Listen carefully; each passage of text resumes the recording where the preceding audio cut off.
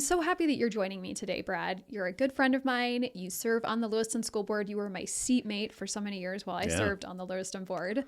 Thank you for being on my podcast. I'm glad to be here. Thanks for asking me. And this is your very first time on a podcast. It is. Which is special. I mean, it's special for me anyways. Well, me too. Yeah. It's awesome. Okay, so I wanted to have you on the podcast today because at Our Kids, Our Schools, we talk about building school communities. And I think it's so important to have intentional conversations about how to intentionally build our school communities from the different viewpoints that we all sit, whether you're a voter or a parent or a teacher, an administrator, school board member, a business owner, all of those different people, I think, need to come together to intentionally build our school communities. Yeah. So you have been serving on the school board for how many years? A little over 11, I think. A little over 11. Yeah. And you were just recently the school board president. Correct. And when I served on the school board with you, we got a school bond passed. Yeah. Wasn't that awesome? It's like, I still think back to that time, being in that room when the votes were coming in. That was special. Oh, it was amazing. I can still see some people jumping up and down, like with excitement. It took hours to get some people to believe the results. Yeah. So one of the things that I'm hearing too, like around the state, as I listen to legislators and some of the different bills that they're passing and the way that they're presenting some of the bills, are that there is a level for them of distrust for them of school board members. Mm-hmm. And I admit that that's a little bit, I think sometimes it's kind of hard for me to feel that, in that as a school board member, I remembered why I was there, why I was serving, in that capacity with my board mates. But also I've learned and experienced that not all school board members and not all school boards are created equal. Right. So this is why I think we need to have this conversation. And I do really think that we learn from the experiences of others. Mm-hmm. And from my perspective, the Lewiston School Board over the years has done a good job in building their school community. And so I thought, what a great time. You're down here at the Capitol for the ISBA Day on the Hill. Let's get together and have a conversation. Yeah, fun. Yes. Okay. So tell me first, what made you want to join and be a school board member? Well, we had some people that had announced they were going to run for school board and change it. And I didn't really agree with their view of the future for our kids, nor did the person that I was running with. And as you know, we run at large in Lewiston, not by zone.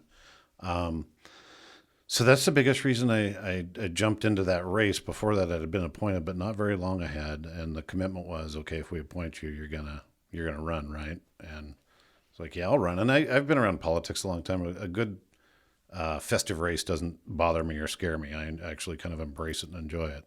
But I just thought it was a critical time in Lewiston that we had a great school board. They did a wonderful job, and that we kind of keep the ship headed the right direction. Look at change, sure. Hear the concerns, sure. But totally radically change it, no. Mm-hmm. So, and tell me, what is something that's happening for you right now as a school board member that you're just really enjoying in your capacity with your district? I think what I'm enjoying immensely right now, a part of our more recent goal setting involved really showing performance and results for our kids. And, the story kind of goes like this.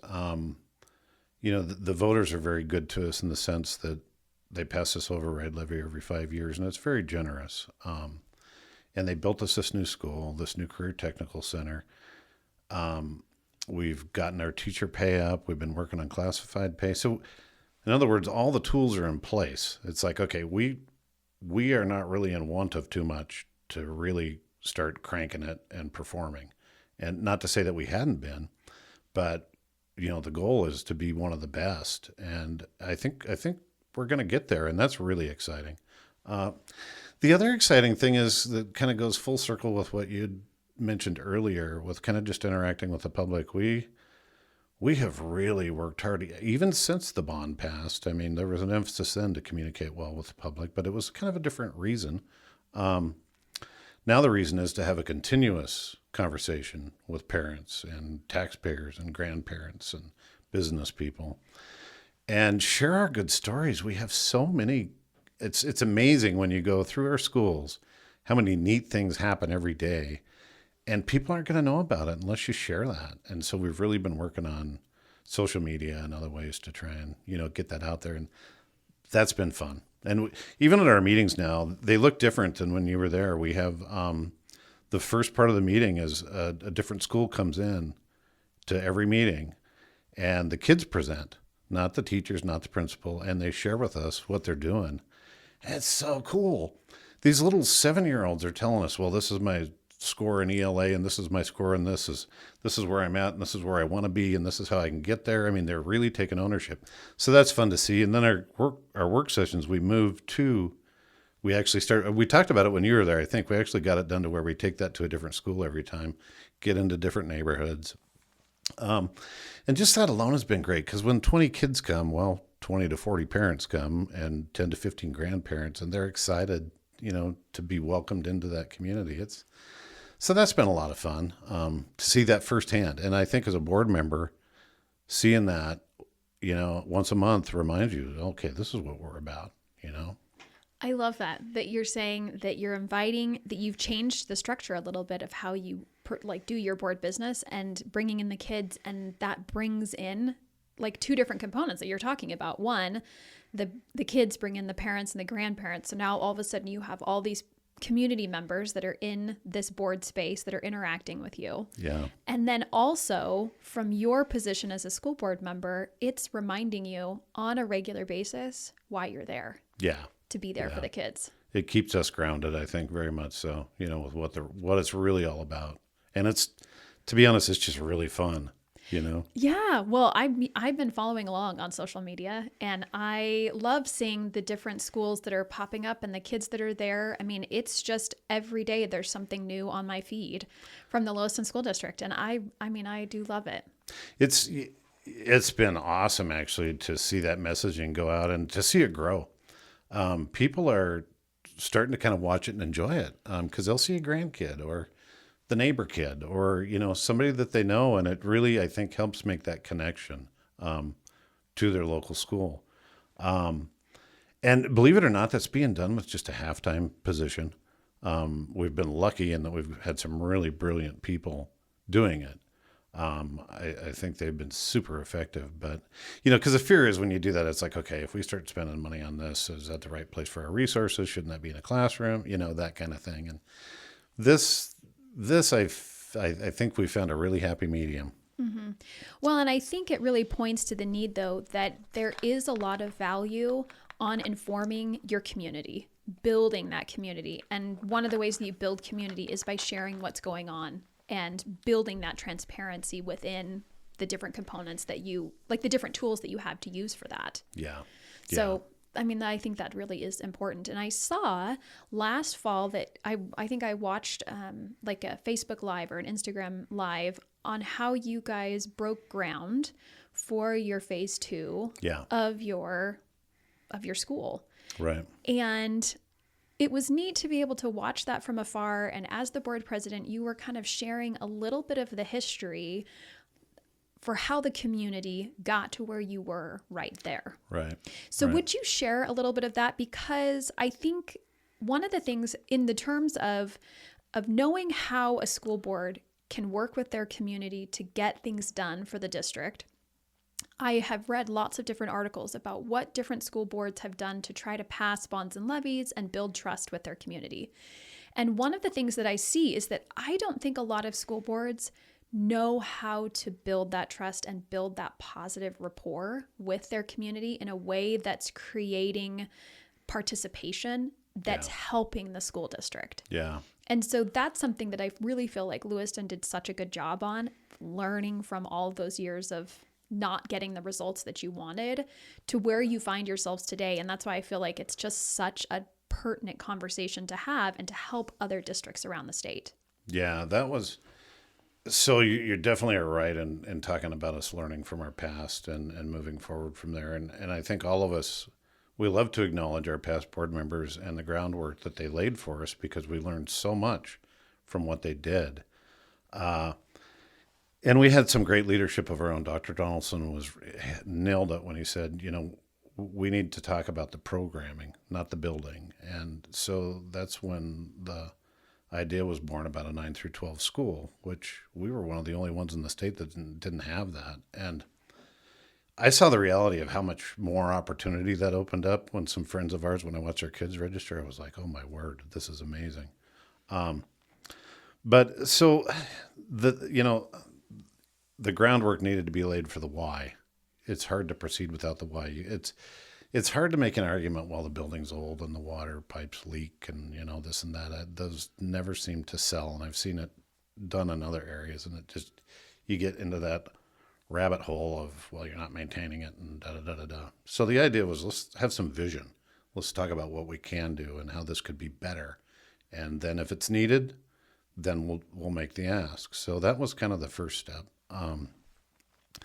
And then the next step was, I think, to, once the determination was made that we can't fit this many kids into the facility we have, we've got to do something different. Then came the question of remodel versus new. And as you recall, that was a big one. We had a pretty good sized group out there that was saying, it's a lot more economical to remodel. So we went through that analysis, but the key was, we heard people when they said, hey, we think remodel is a viable alternative. So I think the concept was, let's look at that and see what that looks like. And if it is better, then that's probably what we should do. I don't think when I ran, I got asked that, what are you going to do? Do you want to remodel or build new? And I was like, I don't know, because we haven't looked at it. And I truly meant it when I said I would be objective about evaluating that. And I think the whole board was. But it came down to it, and even the gentleman on the board, you knew him, Dale Yoakum, who was suggesting remodel, finally said, it actually looks like new is probably the way to go. And that was a big deal to hear that. And I think that meant a lot to the public. But there was more to it than that. I mean, we looked back to the prior 3 efforts and just kind of dissected what went on. It was like, okay, what were people saying they didn't care for with prior plans? Well, one of them, we omitted career technical completely, and that one did not do well. In fact, it did worse than the one before. And they pulled that out thinking, well, we'll save money and get grant money and, do it later. So it was like, okay. The other one was, we're not going to have local contractors. It's all going to be some big company out of Spokane or Seattle. And so it was like, okay, well, we better figure that one out. Another concern was, what are you going to do with the existing campus? That was a huge concern for all those neighbors down there. And I get it. I mean, the idea of leaving a vacant building, and I could just see him picturing broken windows and uncut grass and, So we had some work cut out for us there. The key point being, though, is we deliberately worked through, and you recall some of this, worked through a lot of those, all of those concerns, actually. And it took us 3 or 4 years to do it. But we very methodically, it's like with the contracting, okay, how can we do this where we can keep our contracts local, break them out small enough so the local folks can bid? And we figured out a way to do it, and we did it. And I think 83% of the work stayed in town, which was amazing. With the high school, we came up with a long-range plan for that, and we're still mowing the grass and maintaining it, and the neighbors are happy. And we think we may have something going with that with Idaho Youth Challenge. We're hoping anyway, but working on it. We're a couple of years out. Anyway, it really was a matter of taking these concerns and addressing them. And I remember a couple times people saying, well, we just need to do it. Let's just go. We're wasting time. Interest rates could go up. And a lot of us resisted, just saying, no, we can't go until we have all these questions answered and we feel like we have community support. And so that was definitely a two-way dialogue.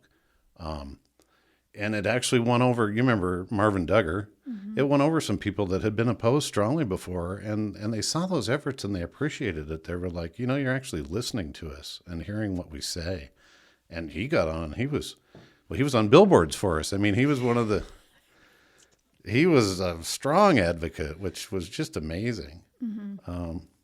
So I don't know if I hit on probably talked about more than you wanted. No, I love that. It was so good. Because one of the things that I heard you say was that, I mean, I have in front of me, one of the things that I found recently, last year when I started my PhD program, was there's lots of different frameworks and theories about ways you can go about addressing public participation. And one of the theories that I came across was this participatory design framework. And because one of the questions that I often think about is like, well, why are school boards not able to pass bonds and levies?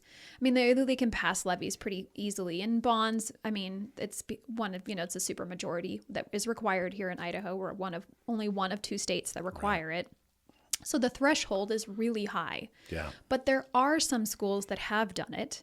And so my thought was, well, how have they done it? Like, how did they do that? And it wasn't just, oh, they did X, Y, and Z. It was this multi-layer process. And as I read through this framework, I kept thinking about all the things that the Lewiston School Board and the district and community members did to get that bond passed.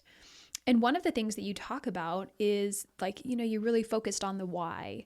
And that for me would be like the, participatory mechanisms that were built into it and the level of cooperation. It wasn't a lot of times school districts, as you mentioned, they'll say, oh, we have broken pipes or we have this, and they're simply informing their community. Right. Like it's just this one-way communication. And sometimes, they basically in this framework that I was reading about said the more effective way is either two-way communication or collaboration in terms of communication, where there's a problem and everyone's kind of working to address the problem. Yeah. And that's what I heard you say in terms of, hey, as a school board, we're going to go back and we're going to see what went wrong and we're going to listen to our community. Yeah. And we have this problem, and how can our community help us address this problem? Yeah. And we did, it's interesting because like with the contracting one, the first thing we did was reach out to contractors and say, how can we structure this so that we have more participation? So on that election day, the contractors were handing out flyers to their subcontractors and their employees saying, hey, these guys want to keep it local. Let's support this. But I think the biggest key to it all, I think, as we worked through that, because slowly, as we eliminated one issue after the other, you could kind of feel, you almost could sense people kind of, a few more people getting on board, then a few more, then a few more. And the comment that I remember hearing from a lot of people was, you guys are actually listening. You're not just saying you're listening, but you're really listening and addressing our concerns. That it's counterproductive if you have a hearing and you let people talk, but you don't hear what they say. You got to really demonstrate that you hear their concerns and then act on them. And, we didn't agree with everything that was shared with us, but I mean, we talked about everything that was shared with us. Yes. And I remember it was the first school board meeting I actually ever attended. I'd lived in the valley for about, 8 or 9 months. And it was when it was at that big meeting hall for, I think it was like the Red Lion. Was that your first meeting? Mm-hmm. Oh my goodness. Yeah, Wow. That was my first meeting. And I remember sitting down, I sat next to Amy Arlant. And as I was listening, I mean, I don't know, sometimes my story, I say, oh, there were 300, there were 400 people in that room. If there were there were hundreds of people in that room. I always say 300. Okay. Yeah. It's a good number. Yeah. So, I mean, I think it's close. Yeah. And you guys were all sitting up front and I was mostly near the back. And the whole purpose of that was kind of this town hall setting where you could just hear from community members on their perspective on building new or renovating the old. And I listened to a lot of people and I was just, taking notes, and I leaned over to Amy and I said, I think I'm going to get up there and say something. And she's like, you should. And so I remember going up there and said what I wanted to say. And then after that, I mean, it was about a 2-hour block where you guys listened to all the community members, and then everyone, it was done, and you thanked everyone for coming. And then you said, we're going to finish doing the rest of our board meeting. If you don't want to stay, you don't have to. And so about 293 people left, right? There were about 7 to 9 people that stayed. And I stayed till the end of that meeting. And actually Trustee Yoakum came up to me and spoke to me afterwards. I remember that. Yeah. He liked you. Yeah. And so it was it was a good opportunity for me to kind of see what was going on. And then I actually happened to be sitting in the board meeting when Trustee Yoakum said, I think I'm going to move that we go forward with a new build. Yeah. And that was significant because he had joined the board specifically not to get that new high school build. That's why he ran. Yeah. And so from my perspective, not only did you get the community to support, I mean, we had a 75% approval for that bond, which is huge, but you also got a board member to support it as well. And I think that visually that meant a lot for the school district and for the community. Yeah. And Dale, I have to give Dale a lot of credit for a lot of things. And I don't just speak for myself. I think all of us involved in that effort would. And that is that it was really functional to have somebody on the board that had a totally different lens on things. Not to say that anybody had their minds made up, but Dale really challenged conventional wisdom. And it really helped the board see the need to work through issues, some of the things I mentioned. And so it's like in the end, when you summed it up, it's like, you know what? That was really very helpful. Yeah, well, because I think that there's a lot of value in not having an echo chamber of everyone saying yes, right? That's what we want on our school boards are those varying perspectives. Yes. Because we need those voices that represent the community to be there for the school. Yeah, I totally agree. And so when it came time because I joined the board, Dale, he resigned from the board. There was an open seat. I applied. There were a few other people that applied. I got on it. Actually, one of my favorite things to tell people about when I got on the board was that it was a 3-1 vote. And Yeah, I know. And you didn't vote for me, which is fine. I never take it in a negative way. One of the things that I liked about it was that I read the newspaper the next day. I was actually in Pennsylvania. It was an audio, like a phone interview. I wasn't there in person for the interview. That's right. Yep. So I was in Pennsylvania. And so I read the article the next day that I had been chosen. It was a 3-1 vote. And I mean, I was just excited to have been chosen because I wasn't a longtime community member. I'd only been there for a year. And when I came and joined the board, you were my seatmate. I sat right next to you, and you were so kind and welcoming. Oh, thank you. You're welcome. And one of the things that I learned right off the bat was that just because someone didn't vote for me doesn't mean they don't want me to be successful. Right. Right? Like I learned really quickly, like, hey, yeah, so what? He didn't vote for me. He wants me to be successful because he wants this whole board to be successful and he values my perspective. And I just felt like we became such nice friends sitting next to each other, 2 to 3 times a month. Yeah. It was so nice. And so like that was just a good lesson for me. But also, I mean, I loved being on the board just in general. I learned so much. And one of the things that I learned was that it is truly like drinking from a fire hose for 2 years in terms of like trying to understand what's going on in the governance portion of being a school board member that, gosh, I had been in education my entire life and as an educator, and it's different being a school board member. Yeah. Yeah. To me, it's a hard role to find, especially when you run. In a spirited race, because you kind of feel like you own your seat, like, okay, I went out and advocated for this and spent a lot of time in treasure, so you feel a certain amount of independence, I think. At the same time, you want to be a team player. But finding your way along, that was a real challenge for me, to be honest. And I don't know if I've still found it, to be honest. I'm still learning every day, and that's fun. That keeps it fun.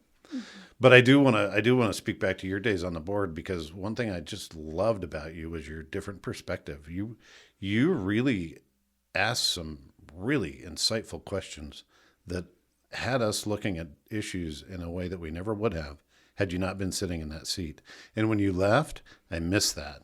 Oh, thank you, Brad. That's really nice of you to say. Oh, you're welcome. I mean it. Yeah. Well, one of the things that I felt, and I actually mentioned it in a previous podcast, was that one of the ways that school board members can help inform their community members who are sitting in the audience is by asking questions or asking the superintendent or whomever is presenting a question that the board members probably already know, but that the question is there to inform community members. Yes. And you were the one that would do that like on a regular basis. And I thought that's a really valuable way to inform the community. And you were always very good at being intentional. Like you would say to the district administrators, we need to get this information out to our community. And that's why I think it's so it's essential for board members to be intentional about informing their community. Yeah. Yeah. Right. And like part of that role is to work with your district administrators, but it's also to work with the community members. Mm-hmm. And so one of the things that happened when when the school board was running that bond was all of the community work that was going on at that time. Will you speak to that community work that was happening? For the bond campaign? Yep. Mm-hmm. Oh, it was huge. Mm-hmm. And it was fun. I missed it when it was over, to be honest with you. It was kind of like a hangover. It was like, oh, I can't believe this is over.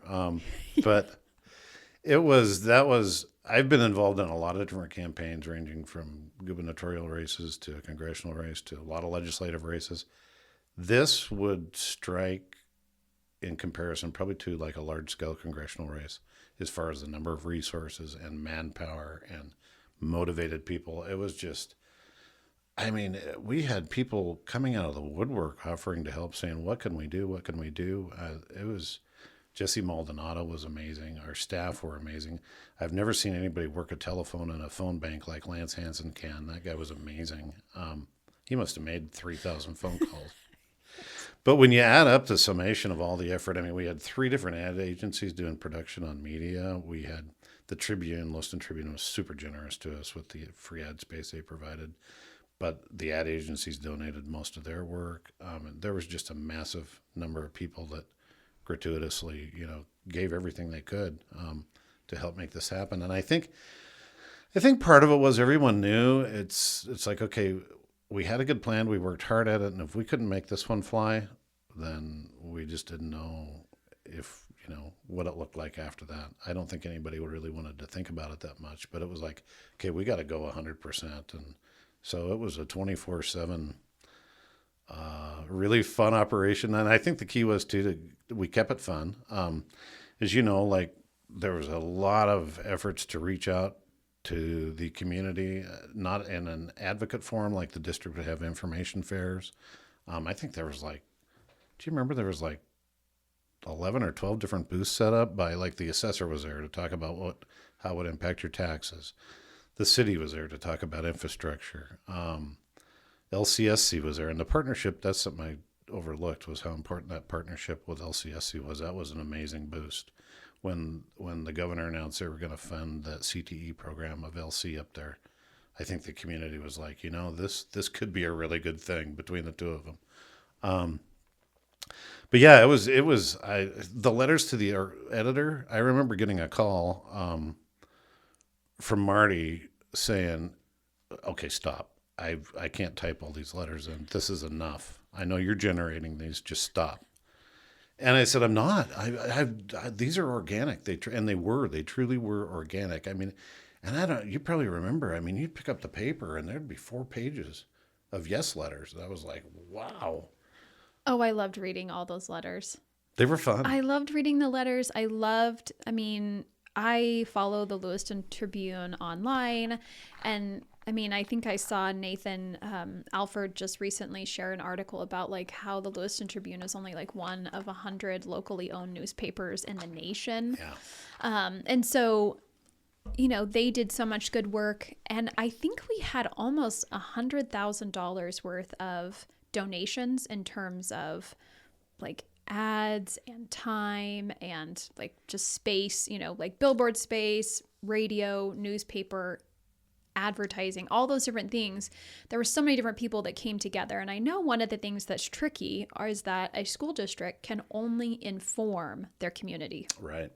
That's what makes it hard. They can only tell them what the project is. Right. And so I felt like the district did a really good job of saying, okay, that's all we can do. So we're going to do that really well. Yeah. We're going to make sure that we inform the community and give them opportunities to learn in all sorts of different spaces, like meet them where they're at, not make them come to us. Right. And then there was also a group of individuals who ran a campaign. Yeah. And that campaign was just like fire. It was so good. Those individuals who ran that. I mean, I know it was the Alfords, and then I can't remember the other guys. Darren. From Clearwater Paper, and then Jesse Maldonado played a big role. Yes.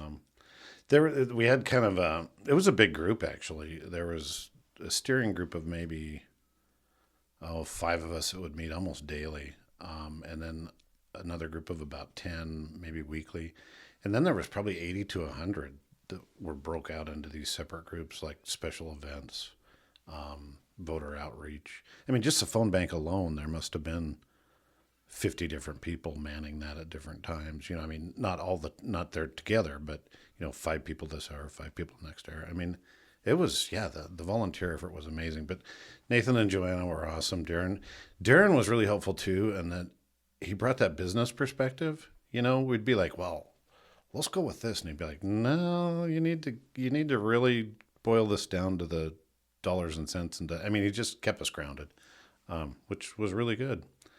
Because you get in that danger zone of an echo chamber. Yes. When you're doing a campaign. You're all, just gung-ho for it. And, boy, you surround yourself with like-minded people, and before too long, you're just on top of the world. So you need people that kind of say, well, let's step back and kind of look at this objectively. And then one of the things that I felt was so important were all the cottage visits that occurred. And will you describe what a cottage visit is? Because I just feel like the Lewiston School District, or Bob, that he defined what that was. I mean, I'm sure that other people had done that before, but for me, that was the first time I was really seeing it. Me too. Yeah, Bob brought that idea back, I think, from somebody in Idaho Falls that shared it with him. Anyway, he threw it out. He said, so how about I go into homes and have all these different, and in fact, we were having a hard time getting it going, I remember. Because he said, yeah, I'll do that. And this is all Bob's time. I mean, he could not do this on school district time. It was in the evening and maybe an occasional lunch like at Rotary or something like that. But we were having a hard time getting it started. And I remember Bob was there, and I told our scheduling person, I said, just start booking him. Just morning, night, and day, book him. And Bob looked at me like, oh, my gosh, okay. He's like, okay. But so we did, and boy, that took off, though. People loved having Bob and his crew in their home. And then other people did it too, though. I think the principals did some, other administrators. I don't know. Last time we talked with Bob, we thought it was 60 cottage meetings that they did, but then they later thought when they added everybody else in, it was probably 120. So that's like an hour-long meeting, and like you could have called Bob at your home and said, hey, I'm going to have a cottage meeting. I'll host it. Invite your neighbors over. So they ranged in attendance from 4 people to 50. But you could have these really nice conversations that were not stressed with time, or, it was just very lovely dialogue about what was going on. And people felt comfortable maybe to ask questions that they wouldn't feel comfortable in a public meeting or with 100 people around. It was just a really good way to do it.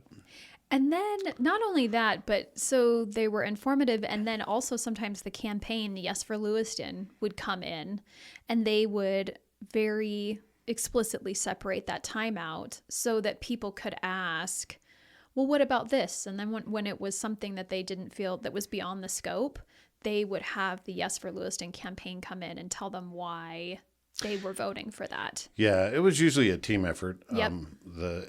Whoever the school side was would present the factual information, and then there was always a Yes LHS person tagging along to make the pitch, if you would. And I loved, I mean, the superintendent's name is Bob, and so one of my favorites was Bagels with Bob. Like they would get just like creative with the language too, which I think was fun. Like, I thought it was fun. It kept it fun. That was Nathan Alford's idea. He came up with the Bagels with Bob. Love it. And then on the voting day, there were, I think I remember hearing about a conversation about, gosh, a large portion of Lewiston are retired and they're on a fixed income. And then there's a portion that would like to vote, but can't necessarily get to the polling areas. How can we help them? And I remember the firemen in the community going around and picking up some people and bringing them to the polls. That I just felt like it was this huge community effort. Yeah. And so many different people coming together. It was just like so beautiful. I mean, I remember sitting at the movie theater before the movie started and watching that advertisement play. That's right. I forgot about those. The Yes for Lewiston, and there were little kids. And I think there might have been one point where I got weepy during an advertisement because it just felt like, yes, this is our community. Yeah. And we want to invest in our kids. And so that was something else that I just really felt like was so valuable. Was a level of shared decision making and this connection with what was happening for the community, that it wasn't just for the kids, it was an investment in the entire community. Oh, yeah, absolutely.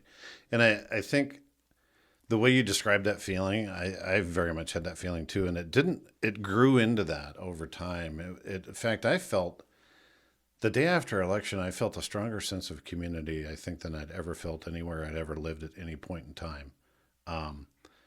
Because it was like, wow, these folks really came together for their kids, and not just their kids, but it was also about the community. There are a lot of important functions a school plays, beyond educating kids. I mean, it's an important part of the economy, and an important part of the community. Every elementary school is our neighborhood school. There's so many events that draw those neighborhoods together. You think of the CTE Center and what an economic boom that is for the area. There's a lot of other functions they serve, and people, I think, saw that, like with the career technical, they got excited about that. And yeah, it was just really fascinating to see people come together, and it was also fun to see too during a time that the divisive politics were kind of just getting started, and it's like everybody set that aside and just focused on kids and community.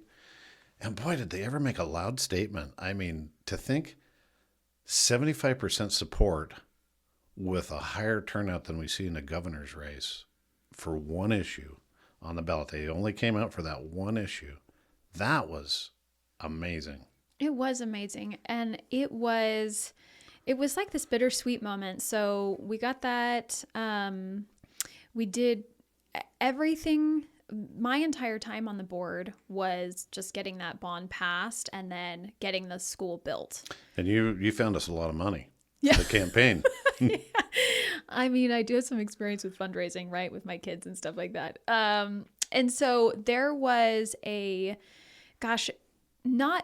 so we passed the bond, which was incredible. That night was just like so glorious being there with everyone. And one of the things that I think it made it special for me was that my family had lived all over the United States. Like, I am a 4th generation Oregonian. My husband, like, my kids are 6th generation Idahoans. And my husband grew up in the Burley Rupert area. My kids, their ancestors helped dig the canals in the Magic Valley. Oh, wow. And so, but we lived all over the United States for my husband and his medical training. And so Idaho, Lewiston was his first job post all of those experiences.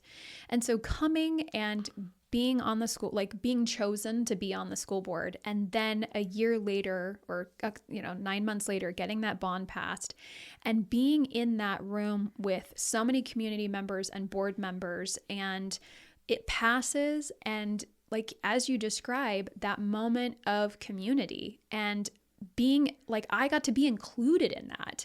And that was really special. Wow, this is what this really feels like after, 12 years of traveling around the country. I finally get to experience that again. And that was really special.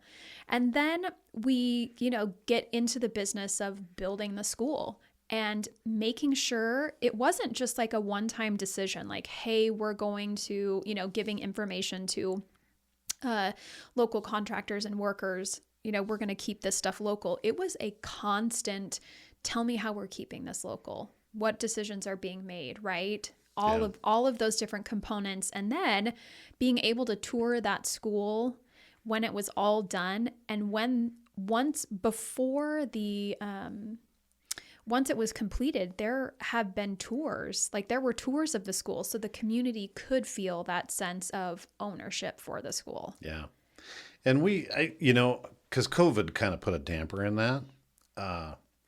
I still would like to see us have like a student guided tour at a set time, maybe once a week or maybe once every 2 weeks, whatever's practical, and just keep inviting people in and saying, hey, this is your school. This is your facility. You did this.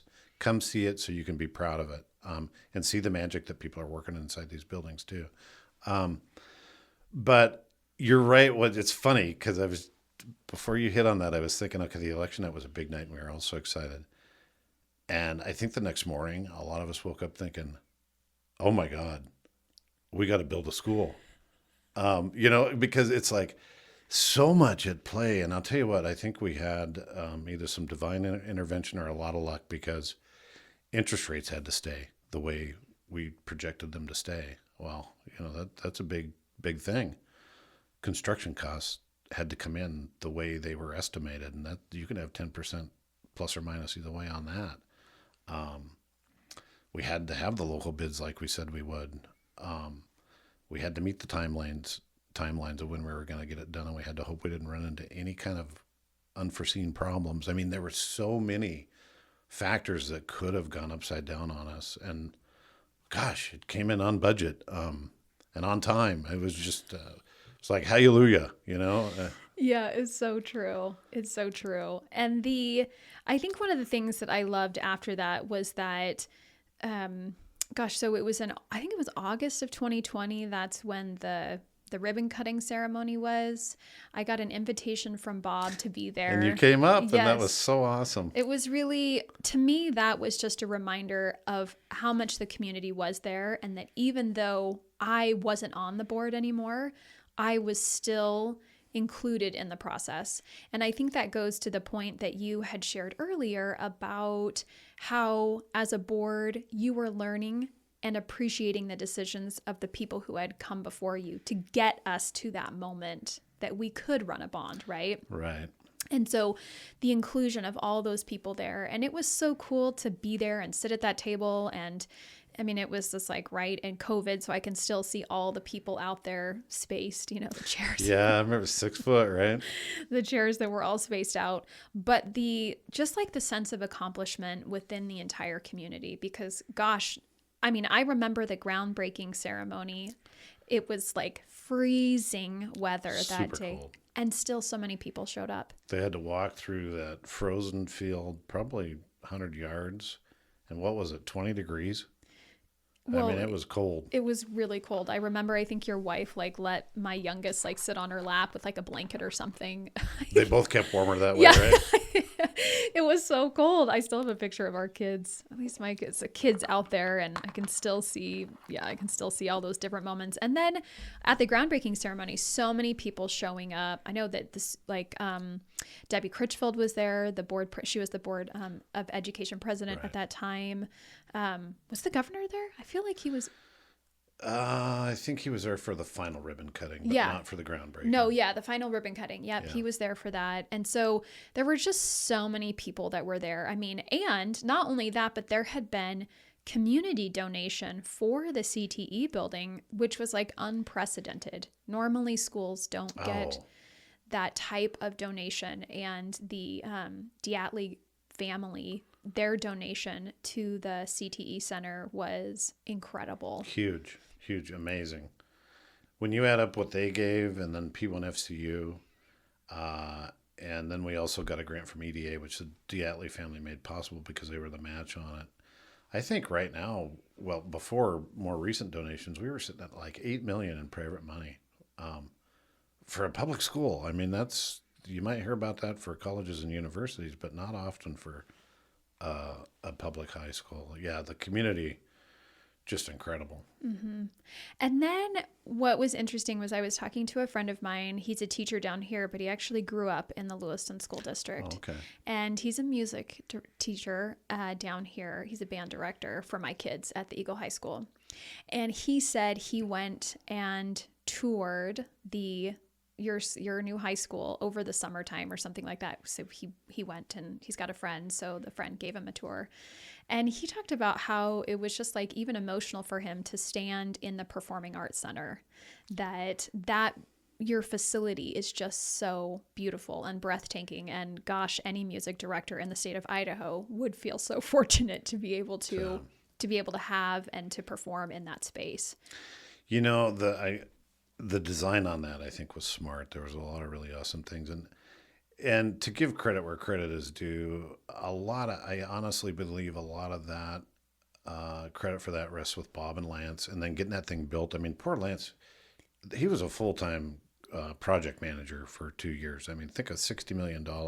In addition to being the assistant superintendent. Right. Yeah. Talk about a guy that knows how to work, right? And Bob, same way. And I think Brad, too, in a leadership position. Now that I know more about what's involved with being board president, I look back on that and I think, man, I bet Brad had a lot of phone time with those guys because they were making decisions every day, I'm sure. So that group, kudos to them. They did a great job. And I get emotional still when I go in that auditorium. I can see why the band director does, because it's a beautiful facility. It's so neat to feel really proud of what your community did and what your kids are enjoying. And I have to, and this might sound kind of sassy, but I love it when I go on tours and I feel kind of a little bit, I don't know, just very proud when I see people ooh and ah as they walk through the school and they say, oh, wow, look at that. Oh, man, that's a beautiful auditorium. Man, that CTE is amazing. And it just, you go full circle and you just turn around and say, thank you, Lewiston, Oh, yeah. There's a major sense of pride for me when I am up in Lewiston and I go to the school and I sit in the parking lot and I think about all the different people that came together to make that happen. Yeah. They're not just pride, but gratitude. Yeah. Because it was an entire community event. So what do you do then moving forward? Like, what have you done as a board member moving forward to maintain that sense of community between the board and your patrons? I think we have really, really worked on community reach out. A lot of the things that I had described earlier, getting kids and families involved and involving, inviting the community in as often as we can. I wasn't aware of this actually until I was board president, but we have 8 completer programs, right, in our Career Technical Center. Well, every one of those has a community group that oversees it and advises it. So like the engineering one, I went to a meeting where there were some folks there from Clearwater Paper and the Bullet Factory. And I asked Lance, do we have this for every group? And he said, yeah. I was like, that is awesome. And they're really involved. I mean, they come to those meetings and say, hey, this is what we need.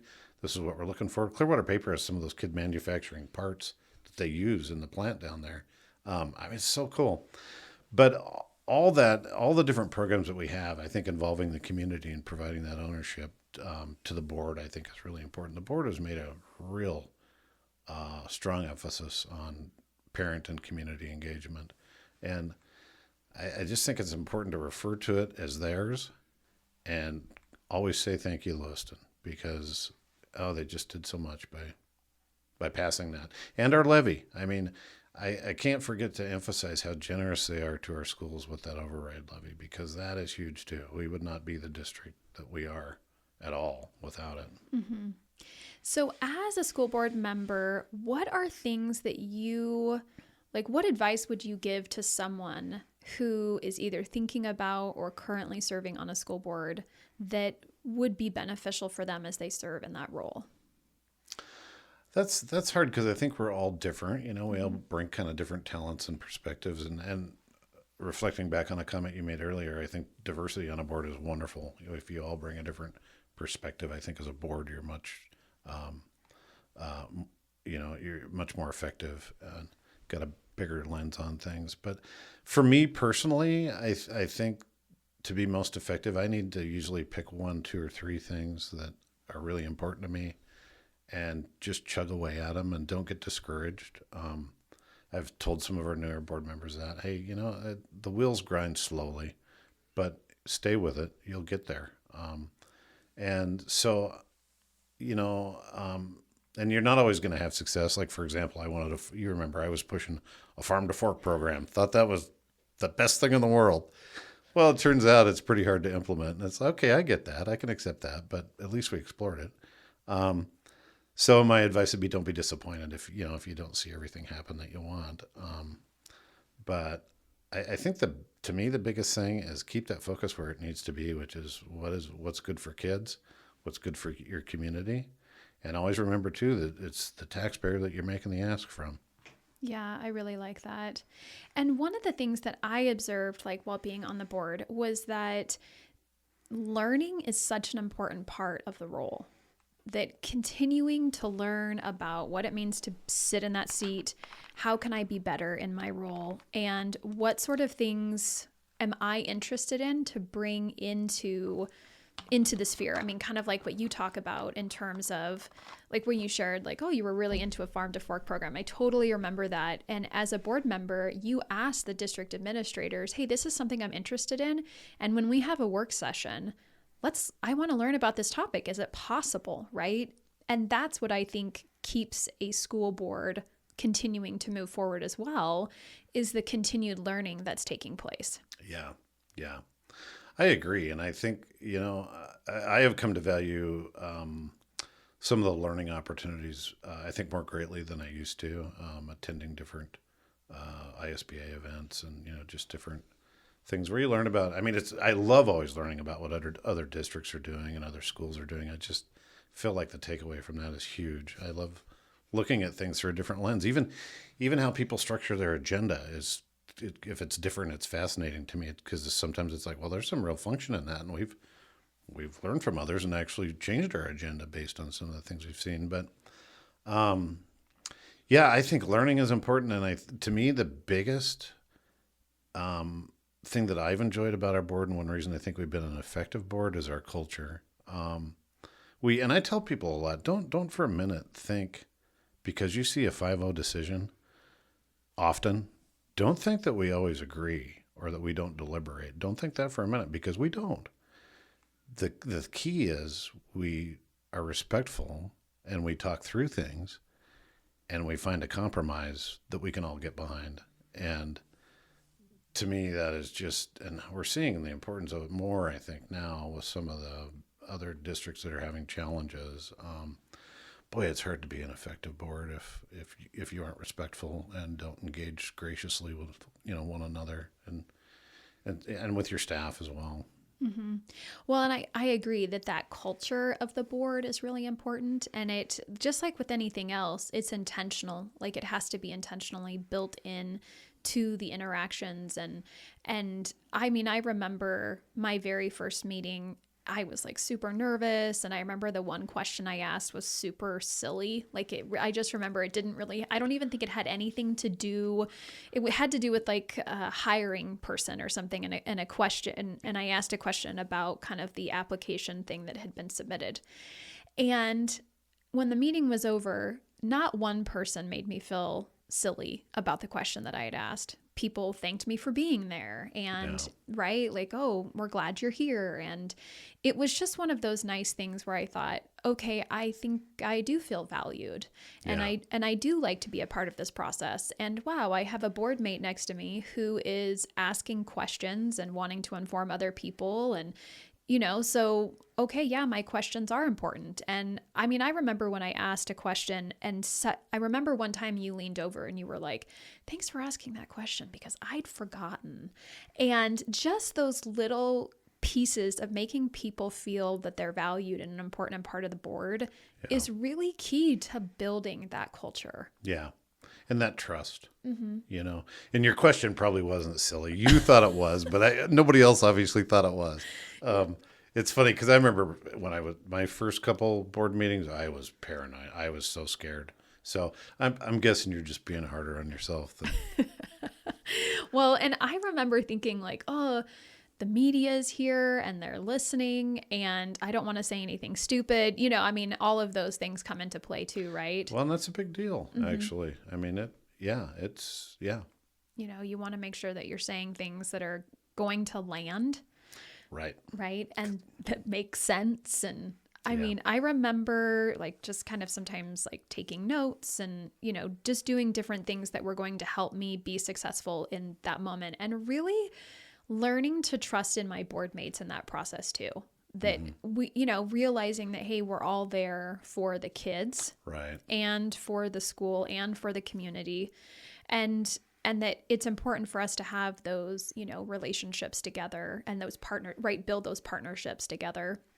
One of the things that I really enjoyed with the Lewiston School Board was the relationship that existed and continued between the board and the Education Association. Yeah. And it was really cool. I got to see a couple of LEA members several weeks ago, a month ago or so, at one of their events at the Capitol. Yeah. And they spoke to me about how they so valued the relationship that they had with the school board. Yeah. And I thought that was really important because sometimes I think as board members, it's easy to think, oh, I'm only here for the community or I'm only here for the kids. But the fact is we're here for the teachers too. Yeah. Right. And building those relationships are really important. Yeah. I mean, they're a critical part of what we do. And if we're going to be successful as a district, we need them to be the cheerleaders of the team. I mean, they're the ones in the trenches. But you're right, we do, and I think it is unique to some. We've known it for so long to have a good relationship that it doesn't seem unique anymore. But I don't want to forget that it is unique because we need to keep nurturing that. But our relationship with our teachers is excellent. I actually, whenever I'm a member of the negotiation team, I enjoy it. I actually really look forward to it. I embrace it. And frankly, I share this with the teachers and I mean it, it's probably the most intense one-on-one time that we get to visit with them and learn what's going on in their classrooms and what kind of issues they're facing and what challenges we have, what successes we have, what's working, what's not. The takeaway from that for us as a board is huge. And vice versa, they're really good about when we say, hey, okay, we wish we could do more, but we've got this much in the pot. They're really good about listening to our perspective too. And so you're right. It's a really good relationship. Yeah. And one of the things that kind of as we wrap up the conversation that I think is so valuable are for parents and patrons to be aware of who their board members are.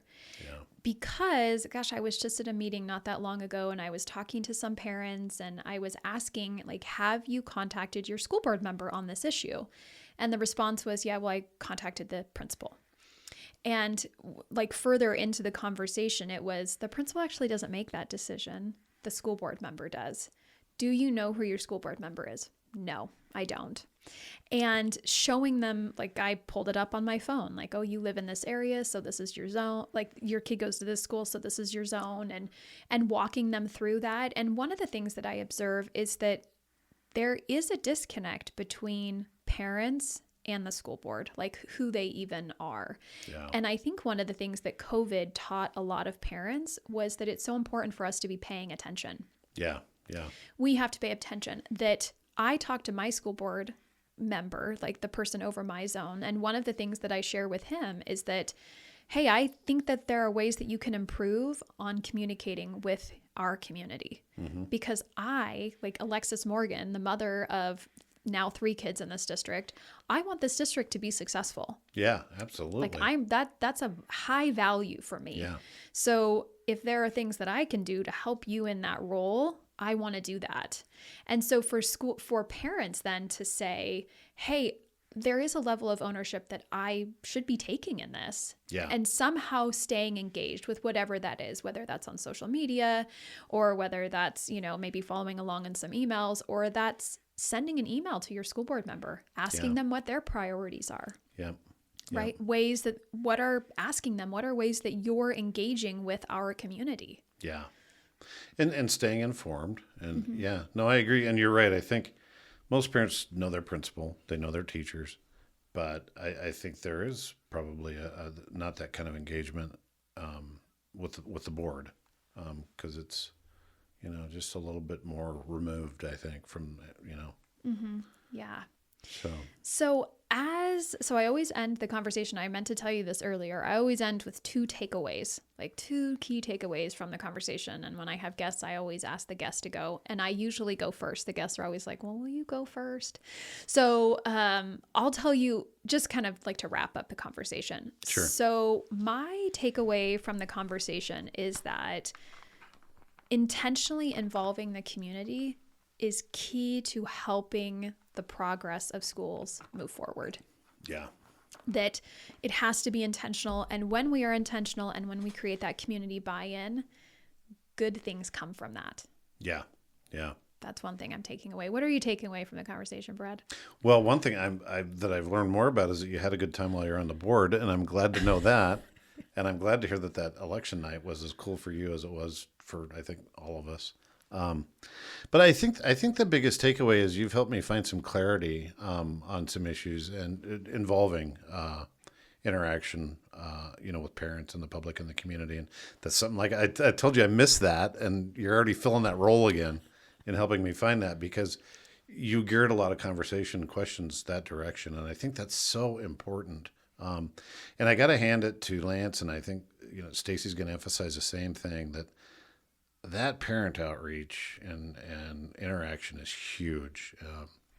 And so I think you've helped me reinforce that. And so that's a big takeaway for me.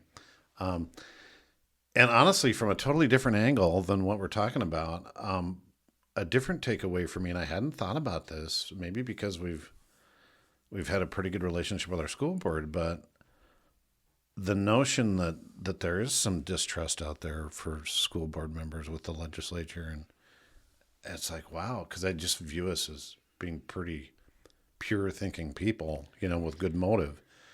But I think there's some truth in what you're saying, I guess, is what kind of the light bulb went off for me. And I think one area I feel like Lewiston has really taken a great leadership role is by last year when the legislature gave us more money, we used that to do what they said, increase pay for teachers. And we basically gave the rest back to taxpayers. We reduced our levy rate significantly.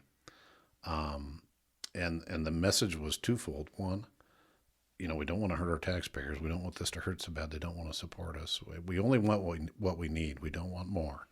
And we wanted to send a message back to the legislature to generate some trust that said, if you treat us right, we're going to pass that along. We're not going to find new things to spend it on. We're going to actually reduce property taxes. And I hope that gave them, a little bit to bank on, in that regard. Anyway. I appreciate that you said that because it was interesting. I mean, I have my experience, serving on the Lewiston School Board, and then, my relationship with ISBA, and then, my relationship with my board here. And it was interesting. I was talking with a friend about just some of the things that I'm hearing from the legislature about how they feel about school boards. And I was like, gosh, I don't think that this is really valuable for our communities. Like what they're saying is hurting our school boards, which is hurting our communities. Like, how can we, kind of bring in this divide a little bit was, what I was trying to get at in this conversation. And this friend of mine said, have you considered that not all school board members are pure of heart and that not all school boards operate in that way? Oh. And I paused because I thought, fair point. Yeah, right. Fair point. And so I just thought, well, like, what can I do? What can I do? And I love your example that, listen, Lewiston got this money. We raised pay like we said we would, and we lowered our levy rate so that we could give that back to the taxpayers. And you hope that legislators know that. And so do I. And I think part of that is, if you want to make sure your legislators know it, gosh, we have to send emails. We need to message it. We need to message it because if we don't message it, they probably don't know. No, they wouldn't know. They wouldn't have any reason to know. Right. Yeah. And so I think that the Lewiston School District is not the only school district who did that. And so for my friends who are school board members who are listening, if you did that, let your legislators know. Yeah. Because they're not tracking you, right? And those decisions, they're just hearing information. Yeah. And so it's just like with anything else we hear with all sorts of information that's swirling around today. Yeah. If we want people to have the facts, well, then maybe we need to tell them exactly what we're doing so that we can create that, make that divide smaller so that we can create good relationships. Yeah. And you nailed it. We had met with a state senator today and shared that story. And she said, send me that. I'll share it with everybody. We don't know that. We need to know it. So give us the info. And so, yeah, that'll happen, I think.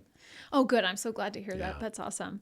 Well, thank you so much for joining me, Brad. Yeah, it's been fun. Yeah. Safe travels back to Lewiston. You're 5 hours north. Yes. Thank you. So appreciate you taking the time while you're here at your day at the Hill to be here with me on my podcast. It's been fun. My best to your family and you. And I'm just glad to see you doing so well and still engaged. Oh, thanks, Yeah, Brad. that's awesome. It's so nice of you. Thank you.